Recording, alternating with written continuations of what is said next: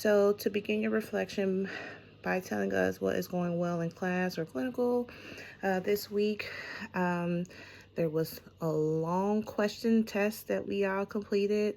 Um, got that done, got the practice of VATI predictor assessment completed as well, along with other assignments. Now it's just a matter of countdown. So everything has been going good. Um, Now, thinking back to clinical practice experience where written communication was used during patient care, I would say with both clinicals that I experienced in 250 and 290, written communication was very heavy and always was used, definitely with doing the clinical paperwork that we had to turn in for class, doing the head to toe assessment, using the SBAR method. So a lot of that communication was written, not only just for the instructor to see, but for us as nurses just to go back and reflect on, or to also communicate it to the other students that were there. What, where, and who the situation, describe a situation where things went well or wrong, what happened, and what was the outcome. So I would say with written communication, on the second day, we all had to practice doing the SBAR.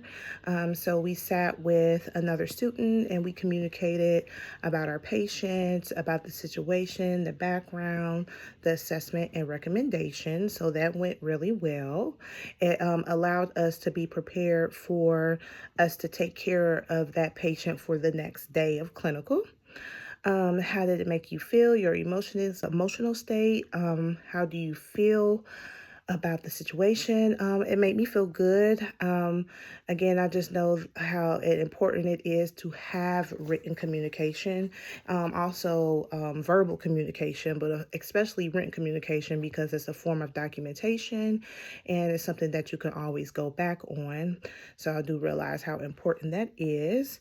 Um, why did it happen? Making sense of the situation. Again, the written communication that we use, again, I'm just referring back to like the SBAR. It was just a great tool for us just to get used to. That is something that we will have to use in the nursing profession, and how it is a guide on how you should address a patient or communicate with other nurses or physicians about a patient's status. Um, is there anything you could have done to improve the situation? I would say no. I believe that, again, we are at clinical, we're there to learn, so we ask questions, and it's just a learning experience. Of course, we were able to view charts and get information, and so I thought it was very important to make sure that we got as much information that we could so we could relay it to the students for the next day.